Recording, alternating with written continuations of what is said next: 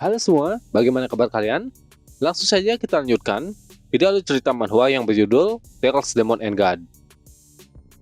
Melanjutkan cerita sebelumnya, di mana Nili dan calon murid lain sudah sampai di perguruan Skesol.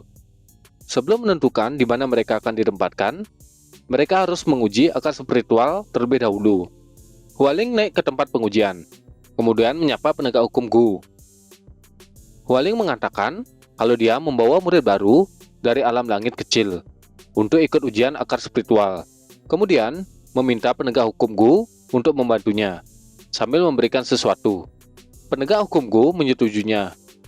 Kemudian penegak hukum Gu mempersilahkan murid dari Tuan Muda Hualing agar maju ke depan. Dia mengatakan kalau alam langit kecil memiliki banyak jenius. Murid-murid baru ini pasti jenius dari para jenius. Mendengar ucapannya, Hualing menjadi senang dan memanggil murid-muridnya. Terlihat para muridnya sangat senang, karena mereka tidak perlu mengantri dan berdesak-desakan. Salah satu peserta tidak terima, karena dia sudah lama mengantri, tapi murid Hualing malah memotong antriannya. Kemudian, temannya menenangkannya. Dia mengatakan kalau Hualing itu adalah anak dari seorang eksekutif. Jadi biarkan saja mereka. Xiaoyu berkata kepada penegak hukum Gu, kalau ini sebenarnya tidak pantas baginya untuk melakukan hal seperti ini. Mereka semua berada di sini sebelum Hualing datang. Tapi Hualing malah diperbolehkan memotong antrian. Tidak baik kalau penegak hukum Gu pilih kasih seperti ini. Xiaoyu menjadi kesal kepada penegak hukum Gu.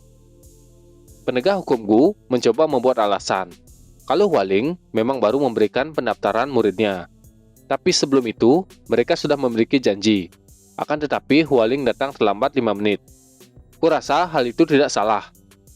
Hualing berkata ke Xiaoyu, kalau dia lupa memberitahu Xiaoyu, janji tamunya juga bisa diberikan kepada Xiaoyu. Kalau Xiaoyu mau melakukan ujian terlebih dahulu, maka Hualing akan mengantri di belakangnya. Penegak hukum Gu bergumam. Meskipun keduanya adalah anak dari para eksekutif, tapi Hualing jauh lebih cerdik dibandingkan dengan Xiaoyu. Dia bisa dengan mudah mengontrol emosinya. Xiaoyu menjawab, kalau itu tidak perlu. Sebentar lagi juga gilirannya.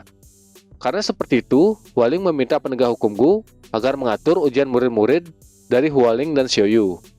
Penegak hukum Gu menjawab, karena Hualing berbicara demikian, maka dimohon untuk menunggu sebentar, hingga murid-murid yang ada di depan selesai mengikuti ujian. Penegak hukum Gu kembali bergumam.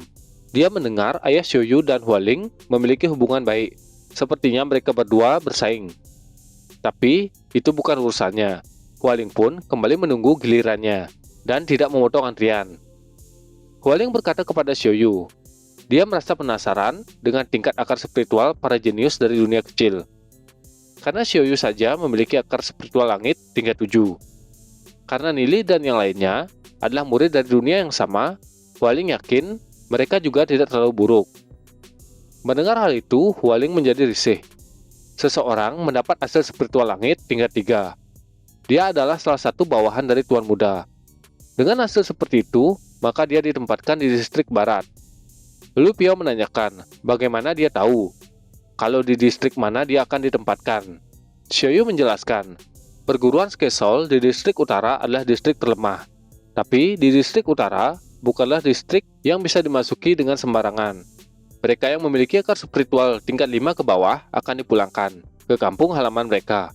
Namun beberapa dari murid ini memiliki keluarga di Sakti Bulu Ilahi, jadi mereka tidak akan dipulangkan, tapi dikirim ke distrik utara. Sedangkan distrik selatan adalah di atasnya. Mereka memiliki akar spiritual langit tingkat 5 sampai tingkat 7, akan dikirim ke distrik selatan. Sedangkan untuk distrik barat adalah distrik yang paling tinggi saat ini. Mereka yang memiliki akar spiritual bumi dan langit akan dikirim ke distrik barat. Itu termasuk Xiaoyu. Jika kultivasi mereka cukup bagus di distrik barat, maka mereka akan dikirim ke distrik timur. Liu Piao menanyakan, bagaimana dengan distrik pusat? Xiaoyu menjawab, sejujurnya Xiaoyu tidak tahu banyak tentang distrik pusat, karena tempat itu misterius. Apapun terkait distrik pusat adalah rahasia. Dan orang-orang tidak diizinkan untuk menyelidikinya. Dan hanya jenius terhebat dari distrik timur yang memungkinkan untuk dikirim ke sana. Nili bergumam, kalau distrik pusat adalah inti dari kekuatan sakti Bulu Ilahi. Bahkan di kehidupan sebelumnya, cuma itu yang Nili ketahui. Nili tidak tahu apa sekarang Nili punya kesempatan lagi untuk melihatnya.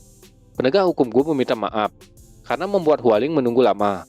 Sekarang adalah giliran murid-murid Hualing dan Xiaoyu.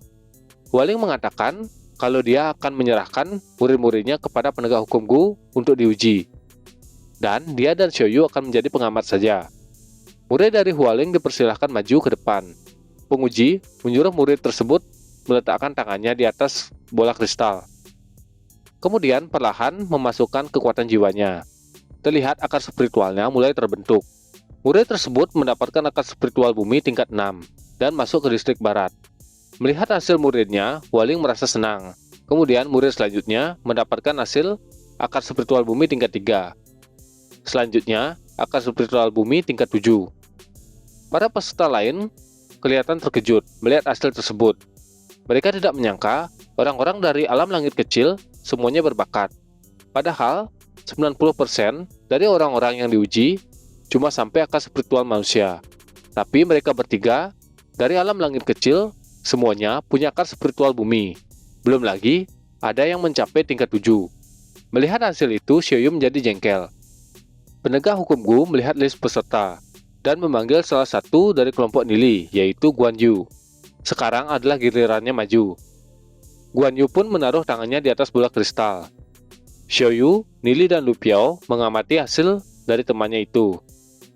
Warna akar spiritualnya adalah merah, dengan tingkat 9. Penegak hukum Gu mengumumkan kalau dia mendapatkan akar spiritual manusia tingkat 9 dan dikirim ke distrik selatan. Guan Yu merasa kecewa mendengar hasil tersebut. Bagaimana kelanjutan ceritanya? Jadi kita akan lanjutkan pada video selanjutnya. Jangan lupa like, komen, dan subscribe. Terima kasih.